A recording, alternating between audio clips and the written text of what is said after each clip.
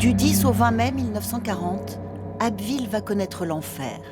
L'Allemagne, qui a déjà envahi la Belgique, le Luxembourg et la Hollande, prépare l'invasion de la France et bombarde massivement cette ville de la Somme. Près de 80% des bâtiments et maisons seront détruits et les pertes humaines sont immenses. On mesure l'étendue des dégâts sur ces films de propagande mis à disposition par les archives allemandes. Pour nous, c'est extrêmement important au regard de l'histoire d'Abbeville, qui a entièrement été rasé, notamment son centre-ville, lors des bombardements du 20 mai 1940. Par vagues successives tout au long de la journée, on a des bombes explosives et incendiaires qui viennent raser la totalité de la ville, et ce n'est que désolation, morts, blessés sur une ville qui sera en ruine et en flammes pendant des jours et des jours.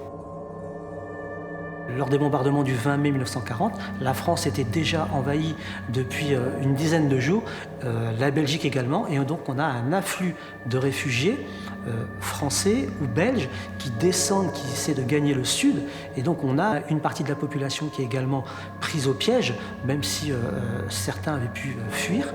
Et on a plusieurs milliers de personnes qui sont décédées ou blessées très gravement, très grièvement ce jour-là.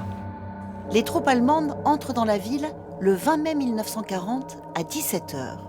Un jour funeste qui marque plus de 4 ans d'occupation sous la férule des nazis. Les Abbvillois vivent désormais à l'heure allemande. Réquisition, Ausweis, travail obligatoire, rationnement et peur. Un quotidien bien sombre pour ceux qui n'ont pas fui la ville. On estime une population avant conflit à 19 500 habitants. Peu de temps après les bombardements du 20 mai 1940, on est plutôt sur une population à 4 000 habitants, non compter tous les réfugiés qui venaient du nord. Et puis, une fois que la population commence à revenir, on revient à un chiffre autour de 10-11 000 habitants. Cette stèle marque ce règne de la terreur jusque dans les derniers jours de la présence allemande.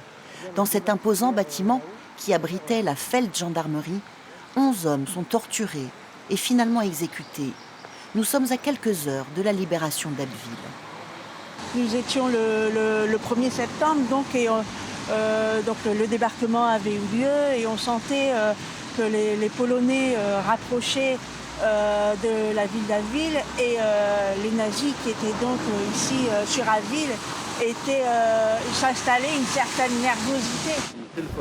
Les 2 et 3 septembre 1944, la première division blindée polonaise libère Abbeville après d'intenses combats et l'aide de la résistance et des civils.